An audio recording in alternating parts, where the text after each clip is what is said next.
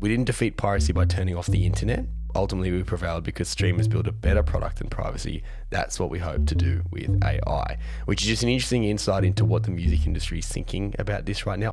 So I'm assuming that's sort of what Jonathan Dworkin is talking about here, is that as opposed to digging our heels in the sand and burying our heads and pretending like AI is not happening, the best way is to actually work with these companies and form a model, and that's what they're hoping to do.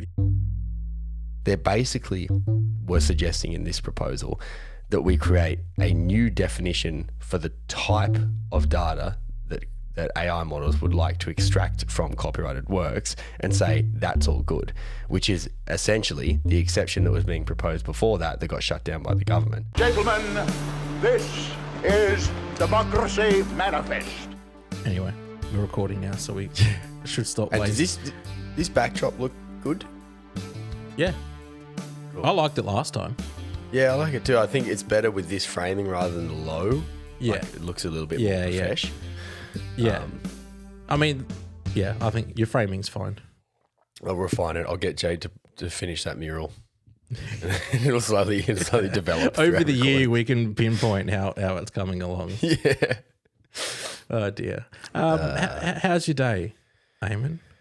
My day's good. I'm going to spare everyone the mundane details of my life, but I've got an ongoing issue with my car that's at the mechanic that's kind of ended up taking longer than planned. Not the fault of the mechanic, just, things outside of our control. And as a result, I'm not at work today, which is not good when you've just returned from a 2-month holiday in South America. And when you're a contract worker. And and I'm self-employed, so I don't earn any money when I don't work. But the upside of that is I got to go surfing this morning, which is really nice way to start my day. And this is just a general tidbit, but I think it's useful information. We are in an age of people struggling with attention, and I'm not very good at sitting for super extended periods at a desk.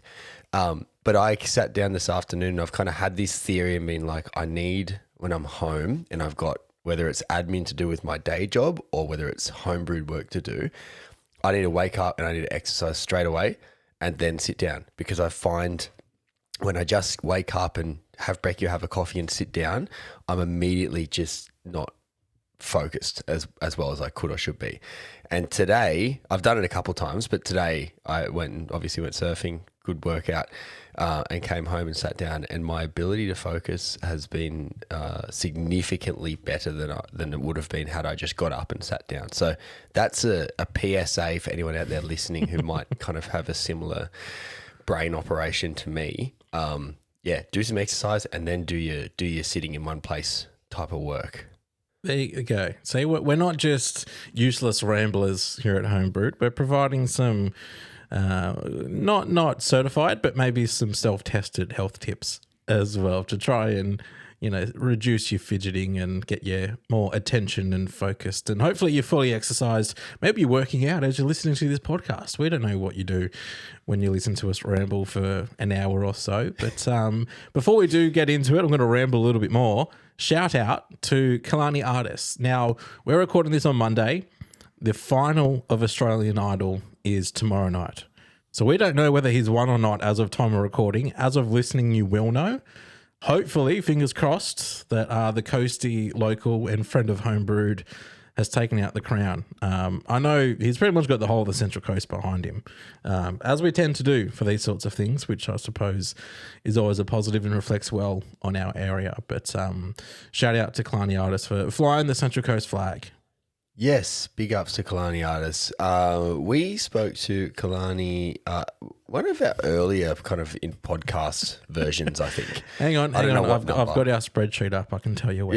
It's Cam, the spreadsheet man. I just got to find it. Kalani Artis was June last year. Okay, so he would have been within the first kind of. He was 10? number 10, exactly our 10th interview.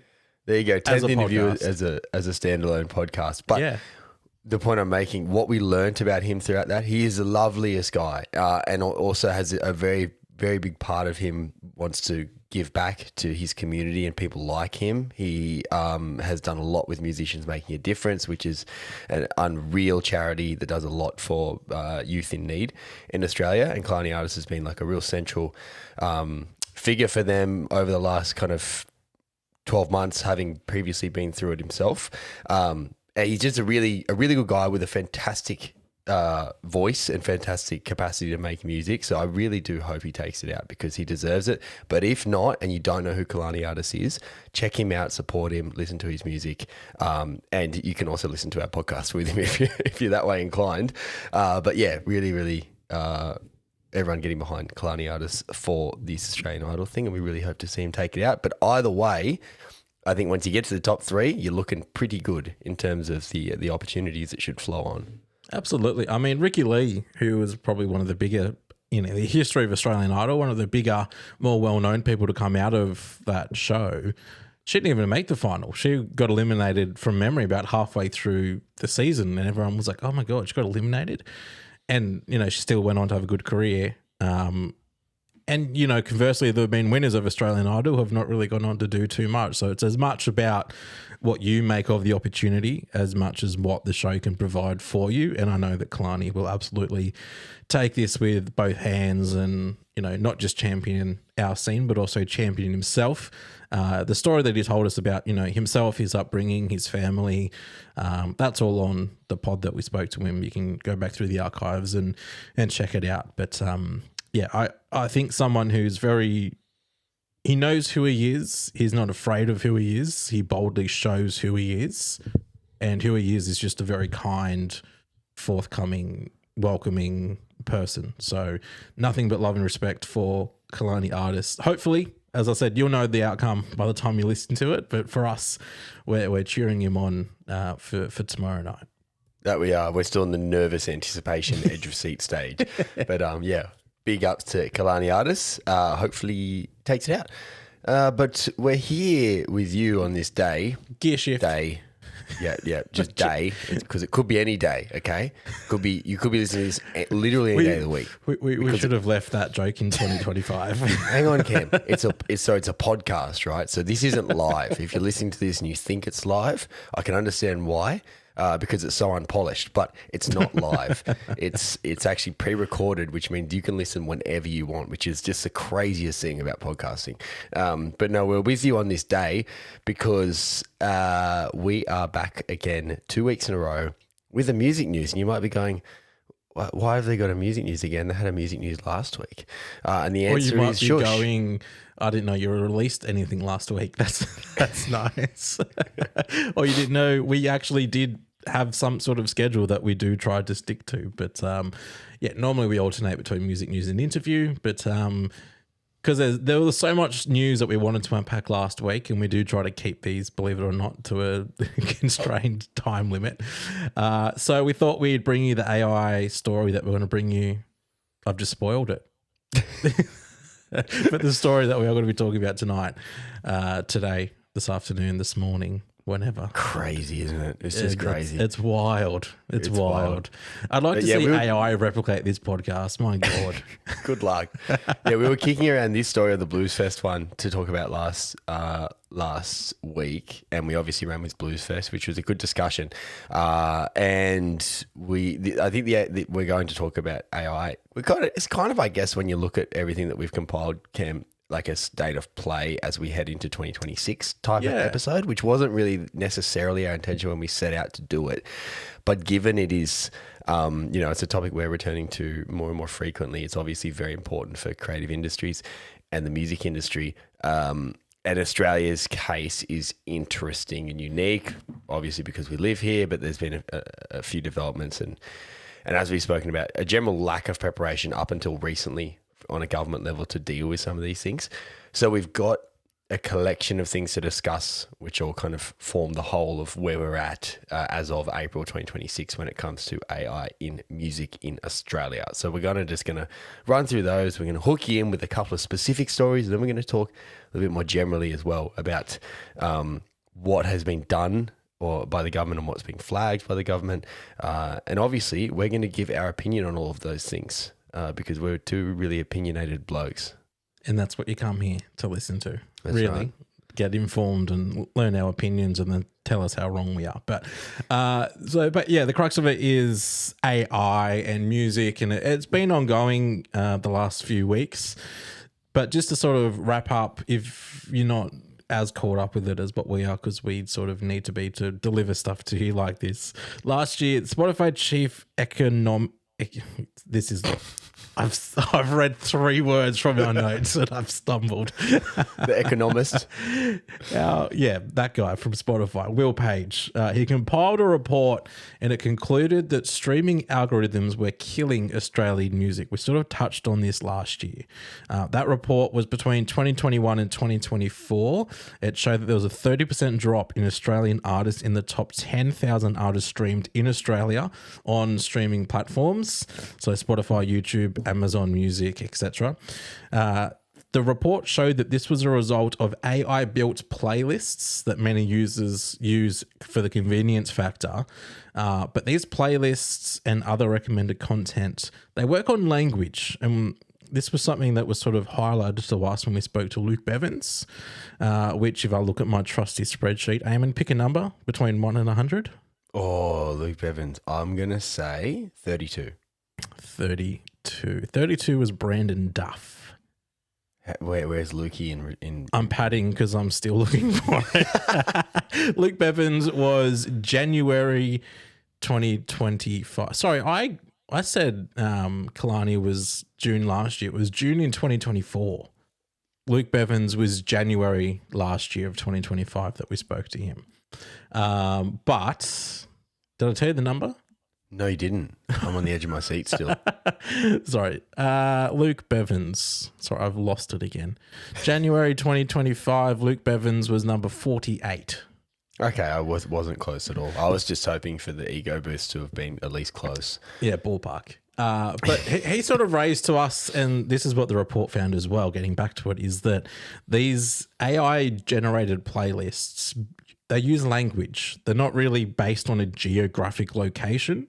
It's all language. So every English-speaking language, these playlists will generate the same playlist to them. So whether you're in Australia, the UK, Canada, the United States, New Zealand, doesn't matter where you are, you're pretty much going to get the same AI-generated playlists. And obviously, because the bulk of the artists and labels and companies are in the US and the UK, most of the music that we're going to receive as an English-speaking nation is artists from the United States. So basically, these AI, they see that as sort of the norm in quotation marks, and basically the composition of these playlists in all of these countries is very similar to what would generate in the United States. So that's sort of the problem with using AI to generate your playlist, is because this is how Australian music cannot be discovered, basically. Yeah. And this is already a problem outside of that realm. It's a problem due to algorithms, but I would say kind of outside of the AI realm that we're speaking in today. And we also spoke about this a bit last year. I think a lot of interesting ongoing discussions to be had around how the way we consume social media now, mostly in the form of kind of short form videos for a lot of people, and the music that's used for those videos is usually like, you know, there's a viral song that gets used everywhere. Like recently, Joe has had, at the end of Beginning was one, for example. It's probably been superseded already, but that was one that I was seeing a lot. Yeah. And obviously you've got more dominant music markets and more dominant like TikTok video producing markets, like places like America with more people, or even England with more people, which means there's a higher chance of those songs to go viral, and then those songs to dominate not just their country's feeds, but global feeds, because we're all kind of hitting very similar stuff now. There's not so much borders when it comes to like consumption of that kind of stuff. So it's another kind of barrier there. It's making it a lot harder for Australian music to be seen, because we're all hooked into this same kind of feed, which is giving us the same songs, which are becoming viral sensations for the same kind of audiences, and then being used again and again and again. So it's a kind of double whammy problem that's having a big issue on visibility for Australian music. We also spoke last year about the desire for Australian punters to actually listen to more of their local music, but not knowing how to do that, which was really fascinating. So the desire is there, but we do have a lot of forces kind of working against discoverability at the moment, with AI being a big part of that. Yeah, absolutely. And you might be wondering where like the editorial playlists come into it. So the things that Spotify produce themselves, not necessarily, because I've not done it, but in Spotify, I'm assuming there's a section where you can just say to AI, make me a playlist, and it does it. The actual Spotify editorial playlists, in comparison to the AI playlists, the AI playlists sample drew from a quarter as many unique tracks as the editorial playlists, which further shows how the AI playlists in general are more concentrated and less likely to recommend local music. Yeah, and just to add to this more on an AI topic, which was another thing we discussed last year with regard to the Velvet Sundown Band, which you may remember causing quite a stir. We've got this issue that's kind of unofficial, but it is happening, where we've got production houses at Spotify engaged to make effectively filler content for these playlists. So just like I think the example we use is like lo-fi hip hop beat that they can just put in a playlist to fill out the songs, but they don't have to pay as much royalties for it because they've engaged a specialist production house who does it for a lower fee. And they're not able to police whether these specialist production houses are using AI to create this music. So we could and are ending up in a situation where Spotify AI are creating playlists full of AI music, less unique tracks, and then also centralizing it around certain markets. Before you know it, you're in this kind of AI loop of music that is made by AI, both in terms of its curation and its substance. And all these companies are, in a way, almost incentivized to do it as well financially, because they don't need to pay a human artist that money. That can just be shared between this company that makes the AI music and then Spotify. The money that they distribute every week or every month, however they sort that out, is not really given to actual human beings. So they're almost incentivized to promote AI music as well, which is another problem in of itself. The Velvet Sundown, when do you reckon we spoke about that? Oh, it was a bit later in the piece. I'm going to say that was August of 2025. That was June. Okay. Episode number 77 was when we spoke about that. I was going to throw the 80s. There you go. But to the point, like we've been, talking about this for, a while now, that all of these issues have been coming up. And just keep that in the back of your mind. Keep that in the back of your head when you're thinking about how long we've been discussing it and how long perhaps some people have been sitting on their hands relating to policy making. But this sort of brings us to this month now. All of that was sort of a bit of background, I suppose, on, AI and its role for Australian music and whatnot.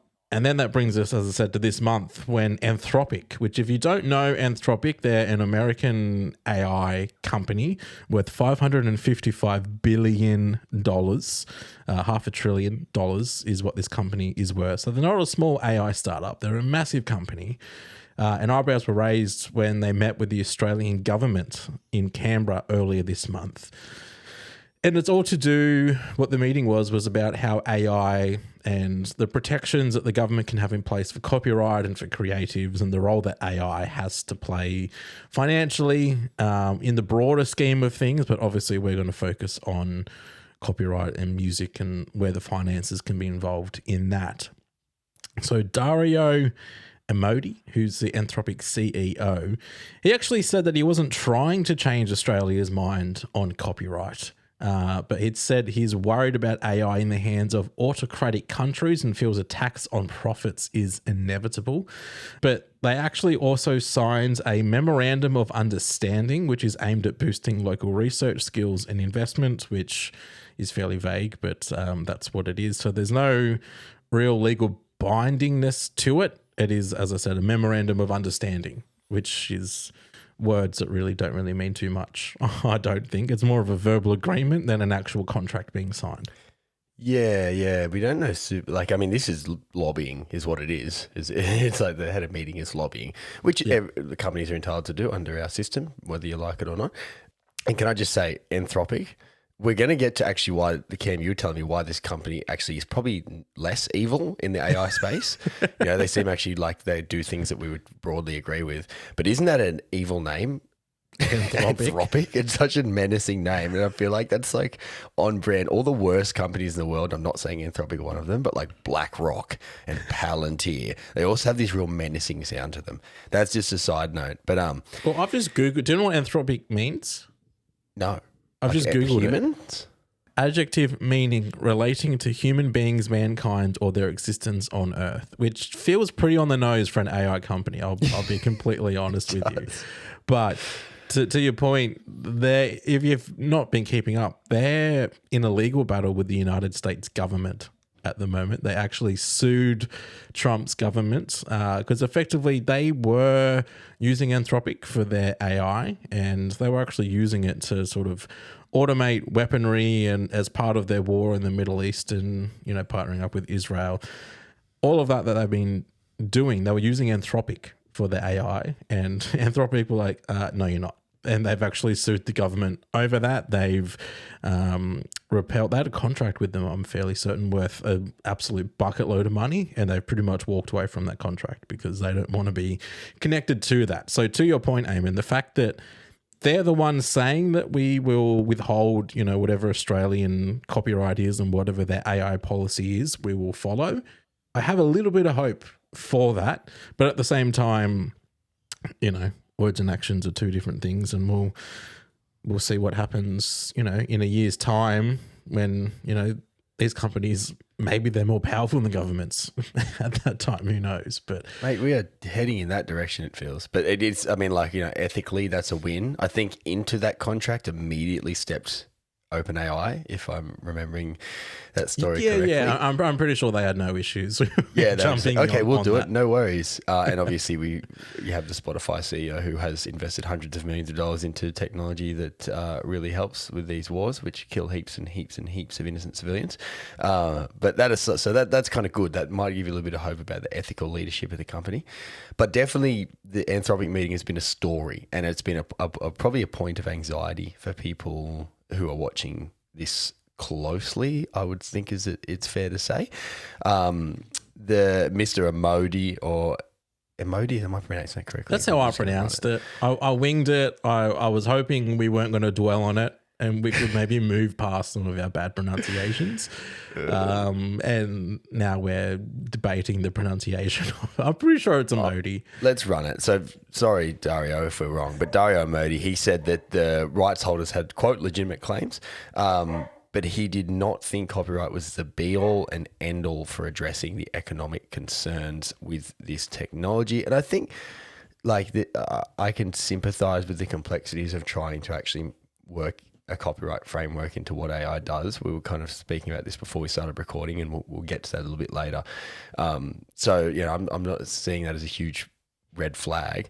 But this is all coming in an interesting context, right? So we had at the end of last year, we had a leaked Productivity Commission report in Australia. And that Productivity Commission report, which is like a government commission, was basically suggesting that we create an exception in our copyright rules for AI data mining of Australian copyrighted works, which means any artist who makes copyrighted material of any form has no legal right or recourse if AI models are used to train on their work, which often includes the reproduction of their work. But obviously, it allows these companies to generate a profit by building stronger models off of the use of copyrighted materials, often from artists who get paid below the minimum wage. So that caused a massive stir as soon as that was revealed, and it caused a huge campaign, which was spearheaded by some of the biggest faces in the Australian music industry. And in the end, what we got was a clear refusal from the Albanese government to do that. They said, we're not doing that, we're ruling it out. The UK government actually ended up reversing their decision. I'm not saying it was entirely Australian led, but I think they would have been inspired by it. They had a decision to allow that exception. They reversed it and changed their laws on the back of it. And we all kind of dusted our hands off and went, happy days. But then obviously you've got this now, as the government released an AI plan, which we get to a little bit later, which is really encouraging of investment in the form of things like data centers, and they're trying to get a lot in, because this is what that Productivity Commission report revealed. It was said, there's hundreds of billions of dollars of economic investment that would be better catered for if we had this exception in place. So you always know in the back of your mind, there's going to be probably some people within government, and especially if the government changes, that are going to go, well, no, I think the investment from AI is more valuable than protecting copyrighted works, and it's at the whim of a change. So when you see people like Anthropic CEO coming and meeting with government, as well as the story we're going to get to next, then it does cause concern. Yeah, and on the data center point, Anthropic are expected to open a data center in Australia later this year. And also we know last year the New South Wales government partnered up with OpenAI to create data centers in New South Wales as well. So it certainly, they're wanting to put their data centers in our country. They're wanting to sort of, as you said, sort of lobby government and try and dictate some policy that's obviously going to benefit them and their shareholders ultimately. But yeah, so the UK government reversed the decision. It was only last month that they actually reversed it. So it was last year sometime that they said, yep, free, have at it. And there's obviously some public pushback with that, which we saw here, and we discussed about the public pushback here at the time. So the UK government have reversed their decision, which, offers a bit of hope, I think, to creatives in the UK, that their work will be offered some protections. AI companies, both here, overseas, they're having to, you might be thinking like, okay, well, if you're not giving open sladder, then how do we actually protect these works? How do AI actually get a green light to train their models on protected works? And the short answer is they need to negotiate deals individually with publishers, news organizations, rights holders, and that's what a lot of these AI companies have already done. So far, Anthropic has not taken this route. And the ARIA chief executive, Annabelle Hurd, says that she was skeptical of Mr. Amodi's insistence that he was not looking to change Australia's minds on copyright. She said that Anthropic says it will comply with Australian law and is apparently willing to pay for the content it is copying, and at the same time is pushing for a government sweetheart deal that cuts out rights holders and overrides copyright. That's just not how the free market works. Yeah, no, it's not. And yeah, you just think like these are huge companies. They're worth a lot of money. Just pay for it. Whatever the framework is, just pay for it. But you're insanely profitable as it is. You're worth $500 billion. But of course, that's working against their profit-driven interests. Yeah, and so we've got this situation where there's things that are feared to be a threat. And there is confidence, though, in the current government, at least, and what they're doing. And we'll get to that kind of in the next story. But also Jack River, aka Holly Rankin, who's been very, very vocal about these particular issues. She founded Sentiment Agency, which is a cultural strategy company. She said that she was confident that we're not going to weaken our copyright law. She said Anthropic should license the material that we know makes their model great. And lucky for them, the Australian creative and media industries have their doors wide open to license content lawfully, which is fine. She said, doesn't Claude want to be friends with Kylie Minogue, Bluey and Jimmy Barnes? Time will tell. So, yeah. Claude is obviously their AI model. So Anthropic is OpenAI and Claude is ChatGPT, is sort of the comparison to make there. So yeah, Claude is their version of ChatGPT effectively. Yeah.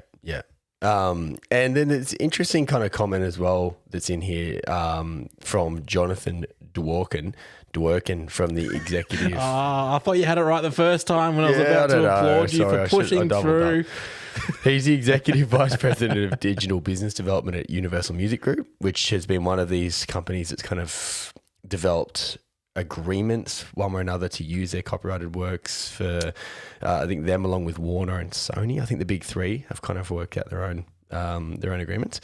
He said, we didn't defeat piracy by turning off the internet. Ultimately, we prevailed because streamers build a better product than privacy. That's what we hope to do with AI, which is just an interesting insight into what the music industry is thinking about this right now. I don't really know what that means, though, like what that looks like. What's a better model that related to AI around copyrighted music?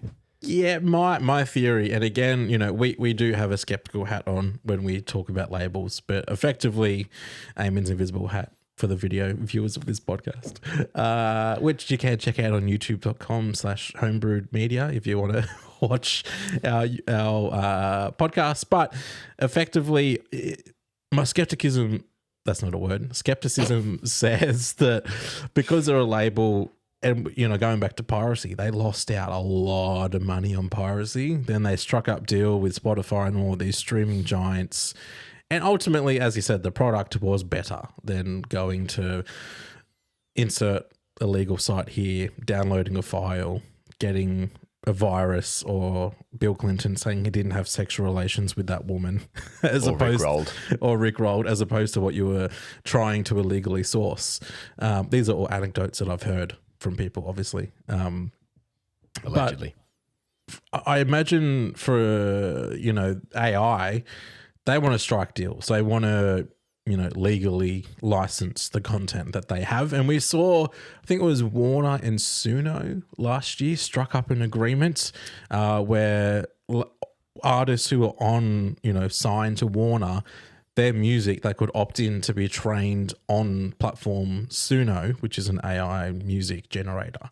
And effectively, they will get financially rewarded for that.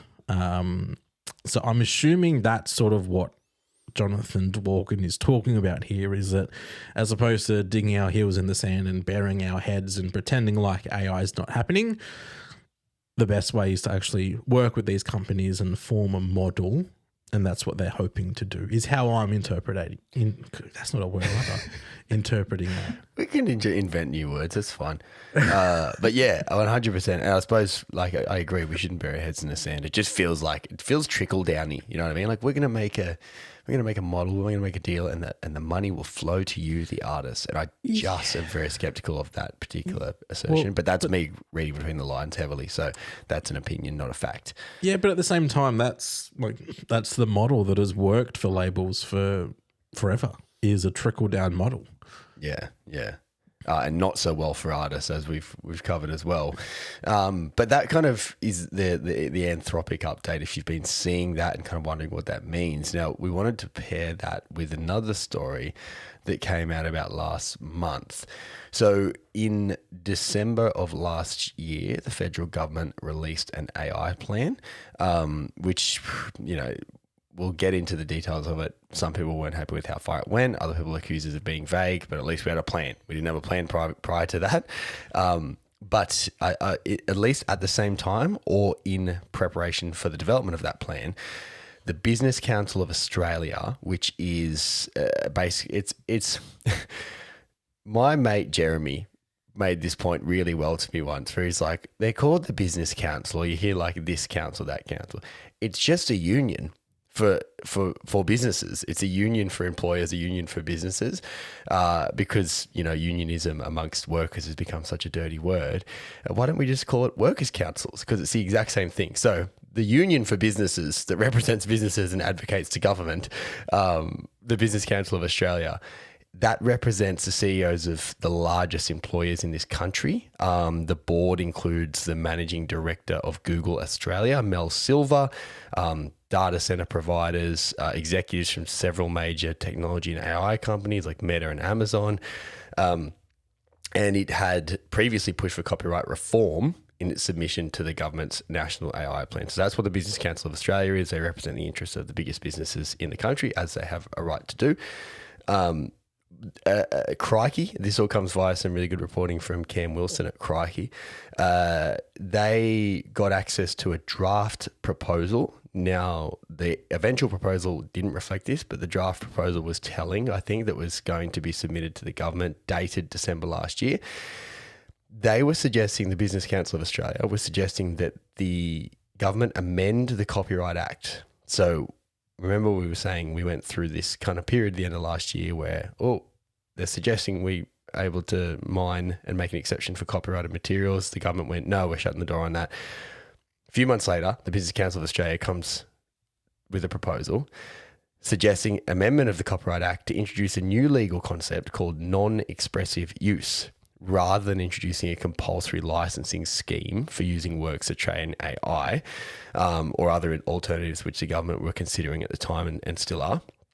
Now, to explain that, under current copyright law, a work's, quote, expression, which means the specific way an idea is written, composed, or depicted, is what is protected, not the underlying facts or ideas themselves. So the way that Cam Wilson explained this well was for the article that we're drawing from in this. He said, reproducing this article is prohibited under Australian copyright law, but writing a derivative article about the Business Council of Australia's draft submission using only the facts from that isn't. So if you know, you can't take the expression of it, well, that's a bad way to phrase it. You can't take the creative, the very specific tenets that made it a creative work from that individual, but you can take the facts that underlie it, the nuts and bolts parts. The BCA, the Business Council of Australia, said that training an AI on copyrighted work to extract patterns, statistics, and facts may technically infringe copyright and cannot reliably be covered by existing exceptions in copyright law in Australia. So they instead propose an amendment to enshrine non-expressive use for, quote, computational analysis as lawful and outside of the copyright system.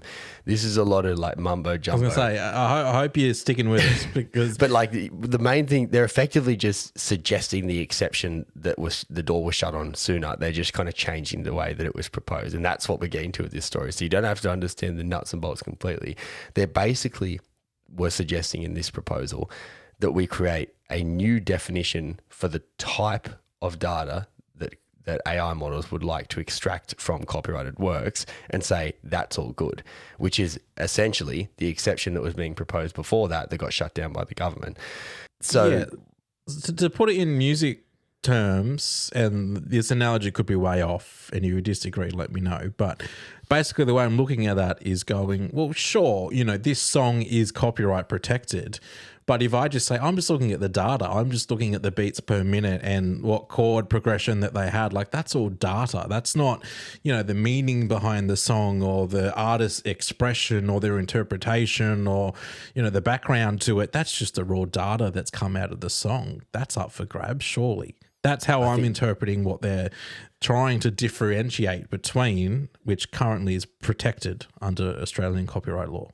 Yeah, I think that's exactly right. So maybe, you're not making a like-for-like copy of the artist's voice, the lead singer, for example, but those underpinning data that construct the song, they're saying we should be able to study that, which is effectively what they wanted to do prior.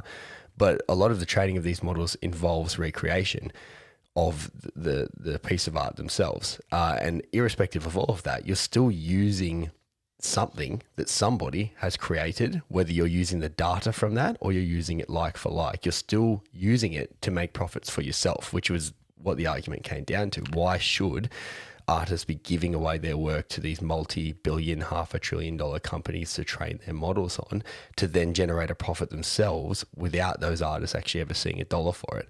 And that's what this whole argument comes down to.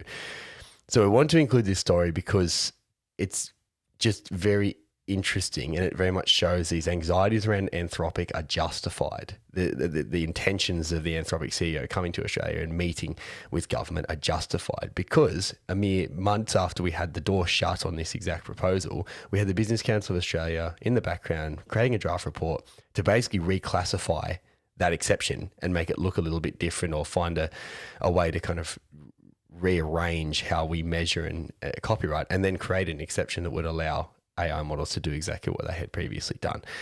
So I really think we need to remain vigilant on this. The concept of non-expressive use comes from the US, and it's US copyright thinking, and also Japan has similar things going on.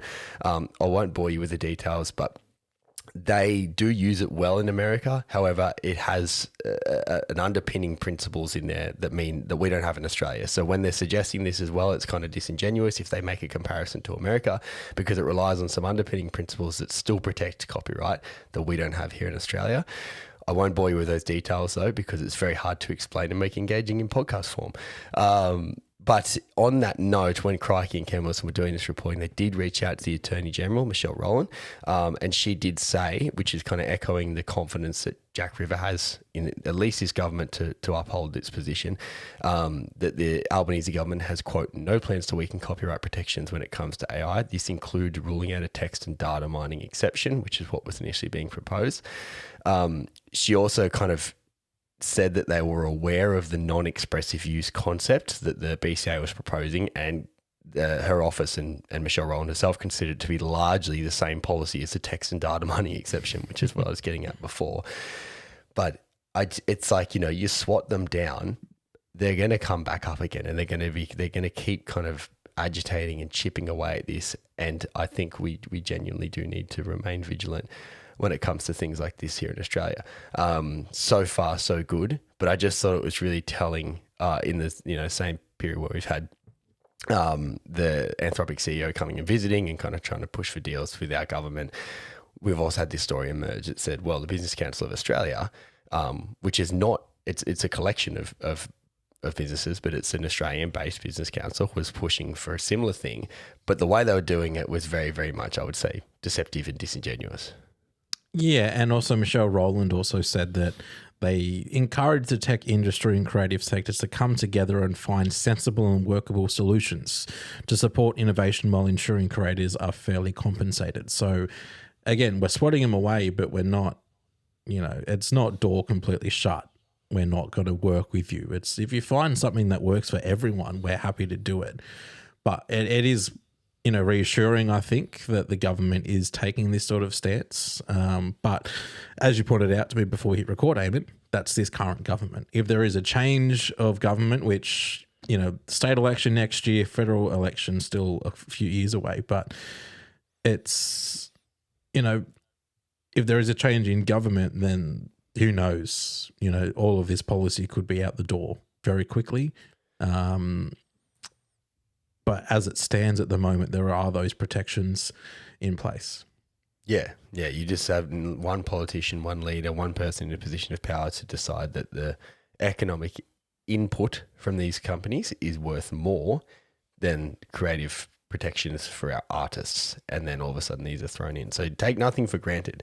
But we mentioned before, there is an AI plan that was released in December 2025, a federal government AI plan that came out. We've got from the horse's mouth, they've kind of put together a one-pager for us to run through that. And I think we've discussed it at length in the past. The fact that we only got it in December 2025, I think is really bad. I think it's been writing on the wall that we're heading towards, an AI-driven future for years now. We've been discussing it for years, as you mentioned. That was why I wanted to highlight the timelines, was because, in January last year, we were talking to Luke Bevins about, algorithms and Spotify and how Aussie music wasn't really being shared properly. And then it was July, we were sort of, highlighting different aspects of AI. And they've obviously, it's not just, those few occasions. It's been a constant discussion point for us on the music news over the last 12 to 18 months. But even back when we were on the radio, which was how long ago now? 3 years? 2 years? However long ago that was. 3 years it must have been. We were even talking about AI then and how problematic it could be. So the fact, this doesn't just, as much as it might feel like it hasn't just occurred overnight. It has progressed very rapidly. Granted, the capabilities of these AI models have improved dramatically. We've come a long way from that Will Smith eating spaghetti video, which was like one of the first testers. If you've seen it on the YouTube video, I'll try and pop up a clip so you could see it. But it's terrible. It's horrible. And we've come a long way since then. But the government have had a lot of time to prepare this plan. As you said, Eamon, the fact it only came at the end of last year is probably a little bit concerning, that we didn't have something in place sooner. But we do now have a plan, which is good. Yeah, we've got somewhere with it. But I think when we were discussing this last year, kind of the point we made was, well, we haven't done the groundwork to actually establish an AI framework in this country when we should have. We've had years to do it. Like and this is like, we've been paying attention for a few years. Governments would have been knowing this was coming for even longer. We didn't have a single piece of legislation legislation within Australian federal legislation up until last year that even mentioned AI. And I think that it's just undeniably a failure of planning from a government to plan for these things. And the point that we were making was, well, you can't then just allow companies to have open slather over our creative works when you haven't done the groundwork to make a framework in the first place. Make the framework first and then see whether what their requests are actually fit into how Australia has decided its values like kind of sit when it comes to AI. And, luckily they rejected it and then they went and made a framework, which is good. Immediate criticisms of it is that they haven't actually created a standalone act for AI. They've kind of rather decided to kind of massage and make changes to existing laws and existing protections to include AI. I can't speak as to what's more effective there. I would have thought making a standalone act would have been, but again, I'm not in government, so I'm not going to be too harsh there. But basically, they've broken down their AI plan into 3 parts. Part of it is building smart infrastructure, and you might have noticed at the start of this year, we've seen a lot of talk about AI data centers in Australia. That comes directly off the back of this plan, which was released at the end of last year. Building smart infrastructure, including data centers. They want to back AI capability within Australia, and they want to attract investment from overseas. That was one of the sticking points with the data mining exception. They said it was going to stifle overseas investment if we had restrictive copyright protections on Australian works, which I don't buy as an argument. I think it's like the gas thing. You can tax them a lot. There's still enough money in it for them to want to invest anyway. I think that's just a bit of a cop-out. So what they're doing in response to that, expanding the NBN right now, there's $1 billion which has been committed for tech in the National Reconstruction Fund, and they're making moves to facilitate the support for the investments. They're going to be working on data center principles and making arrangements with leading AI innovators. The next kind of big point is spreading the benefits. So they want to scale the adoption of AI, support and train Australians to work in that industry and improve public services that may or may not use it. And then third, it's about keeping Australians safe, mitigating harm, promoting responsible practices, and partner on global norms and standards to do with AI, because we know anyone who's read anything about Elon Musk's X knows that AI can end up doing some really messed up shit without proper guardrails. So that's kind of like the 3 areas that they're focusing on: investment, using those benefits hopefully to benefit Australians, and then keeping us safe. A lot of people were hoping for more in that. I think there was particular Ed Husick was particularly proposing more like concrete guardrails, like hard rules basically to govern artificial intelligence, because there was so much distrust around it. There was 10 mandatory guardrails that Ed Husick kind of said were under development from the government. That included requirements for high-risk developers to create risk management plans. Seems common sense. Test systems before and after development also seems like common sense. Establish complaints mechanisms, share data after adverse incidents, which is really important, and open records to assessment by third parties. Those guardrails were going to operate under that standalone AI Act that we mentioned before. That was the intention when they were being developed. And that was going to be used to categorize technologies based on risk, with strict rules over high risk AI and less regulation to encourage lower risk tools. The government in the end stepped back from that path. In introducing this national AI plan, they said, as I mentioned before, they were going to use, quote, strong existing, largely technology neutral legal frameworks and regulators' existing expertise to manage AI in the short term. So that's rather than creating an own act, they're kind of trying to work it into existing laws, retrofit existing laws so that they include AI. There's also, as part of this AI plan, a $30 million safety institute, AI Safety Institute, which is intended to monitor the development of AI and advise industry agencies and the government itself where stronger responses, loopholes, gaps in the laws may be needed. And they're saying they're going to be, constantly refining on an ongoing basis their plan. I can't speak too much. I'm not a legislator. It doesn't seem like the best way. It seems like a quick fix. Again, if we had maybe had a 5-year lead in to develop this, we could have some really robust policy that we could have done. Instead, it feels like they're going the the fiber to the node route. if anyone knows what I'm talking about, instead of fiber to the premises, where they're just trying to make it work with old frameworks. Yeah, it's probably a good analogy for that.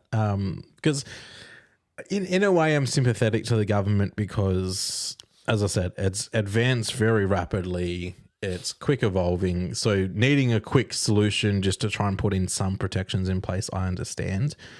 And not wanting to go too far with it, because if you legislate it too hard, then you're going to sort of stifle development and economic opportunity. But at the same time, those 10 pillars that were being proposed, they sounded like bare minimum that these companies should be doing, like testing something before it goes public on a model like, as you mentioned, X and their AI bot and some of the horrific things that was coming out with. You can't tell me that was tested before they went out with it.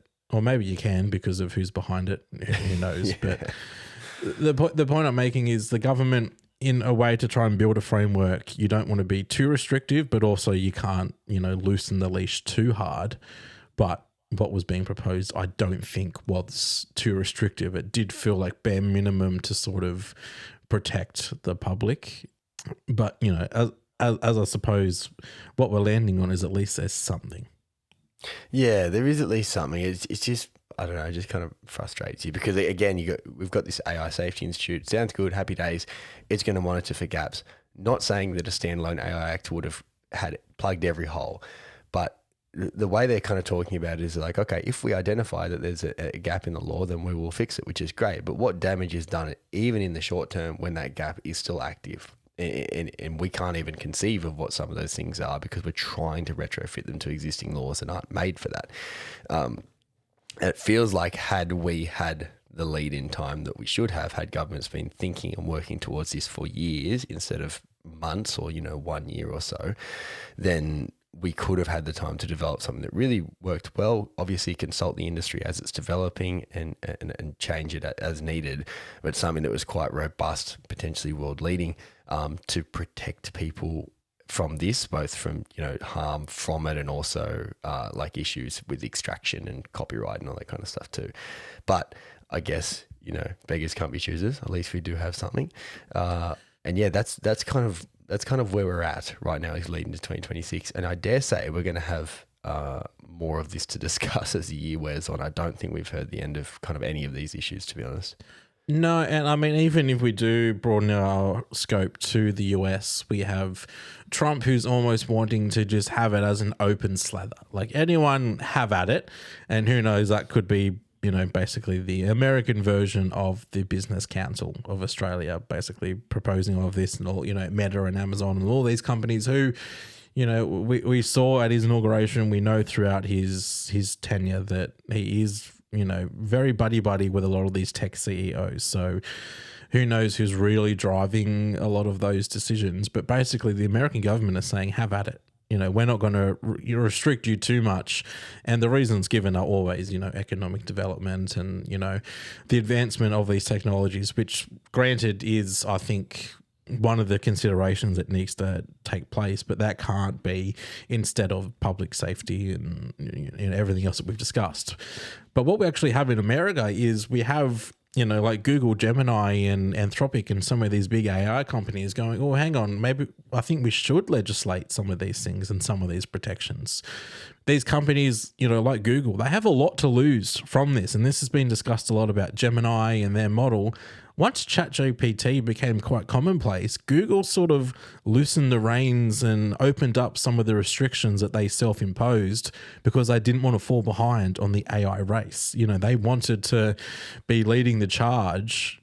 So for the beginning of it, they were quite cautious about what their models were proposing and how they were interacting. And then they sort of loosened the reins a little bit because they were slipping behind. You have these companies now that, still have a lot to lose, like Google, who are saying maybe we should, put some more restrictions in play here, where these companies, when an AI company is saying we should restrict AI companies, that, because they know things as well, these companies. They know what they're capable of.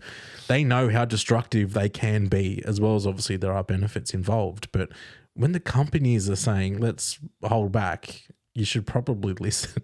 Yeah, that means you should have regulated about a year ago when the company started asking you to do it. It's obscene. Yeah, but we don't have that specific problem here because, as we've just outlined, we do have an AI plan, and that sort of go back to what Anthropic, the CEO Dario Amodi said that he would commit to the government's AI plan, and he also promised to invest in renewable energy to power data centers. But complying to our law is something that ARIA Chief Executive Annabelle Hurd was quite skeptical over. So yeah, that's the state of play of things at the moment. Yeah, so that's our update. If you're looking, this is where the federal government's at. This is where the free market's at. This is where the Business Council of Australia is at. Stay alert to these kind of ongoing threats, I think, to copyrighted material. Hopefully we can work something out eventually. But I think I can speak for Homebrewed broadly when we say we really should have been dealing with this stuff years ago or preparing for this stuff years ago. But at least we're getting somewhere. No doubt stories that are going to continue to develop throughout the year. We will, of course, have updates on all of those as well as many other things on the music news. Shout out to our sponsor as well here at Homebrewed. That's Sonora Studios. Jack Negro's studio in Tuggerah. If you are somebody who is looking to record music or you're a producer looking for somewhere to work, please reach out to Jack Negro and the team at Sonora Studios who have created a really lovely space and do really, really good work. So check them out. We will be back next week. We'll have an interview for you next week. I'm making a promise now before we can deliver it, but we'll have an interview for you next week and you'll be hearing us weekly thereafter after our extended break from releasing and recording. We hope you have enjoyed as well. Our renewed zest in the online spaces too. We've made some tweaks and posting and publishing a little bit more to make up for lost time, but that'll be the model moving forward. So hopefully that's all resonating with you. We always love feedback. So hit us up if you do like or dislike what we do. And of course, please, if you're watching this on YouTube, make sure you subscribe and like it and boost those numbers because it helps with our discoverability if you do like what we are doing. Yeah, and thank you to all the kind messages that we received last week as well upon our return as well. A couple of really kind messages, and some people are excited. The Homebrewed boys were back, which we didn't really anticipate there'd be any excitement for our return, but there was. So thank you very much for that, and thank you and shout out again to all of our Patreon subscribers. You can join the Patreon even for free. We still, I put up an article on our Patreon page last week for free before it went up on our website. And it's just a way to be part of a community and all that stuff. So you can get involved there without having to spend anything. But we probably rambled too much at the end of this. So thank you very much for listening. I don't know why I said the end. We've rambled too much throughout the entirety of this podcast, more than likely. I've made up about 20 new words, which will no doubt be added to the official dictionary for 2026. Maybe one of them will be word of the year. Who knows? We know Merriam-Webster are keen listeners, the whole team. So shout out to everyone at the MWHQ if you are listening. And if not, we'll go after Oxford. That's right. Yeah, that's a threat. But yeah, we won't threaten anyone else. Yeah, we're still working on that. But we will see you in the online spaces, and we will be back next week.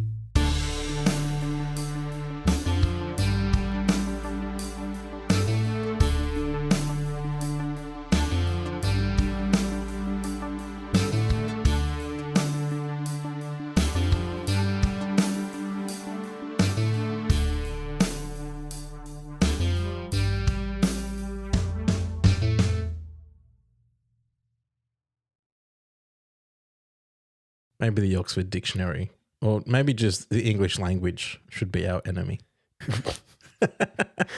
Yeah, if we just partnered up, not partnered up. Well, you and I partner up, of course, to defeat the English language.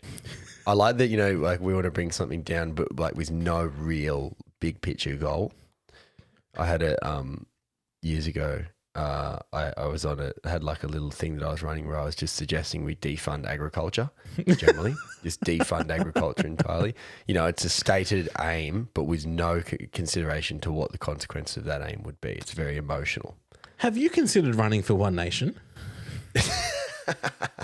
I don't have any DV charges. Oh, So, true. Yeah, that rules you out. I think that rules me out immediately. I think you have to be kind of charged with DV of some sort to run for One Nation. Yeah, that lets you down. But the shouting for change and not having any policy or thinking about the repercussions, that's right up. That'll make you a top candidate. Yeah.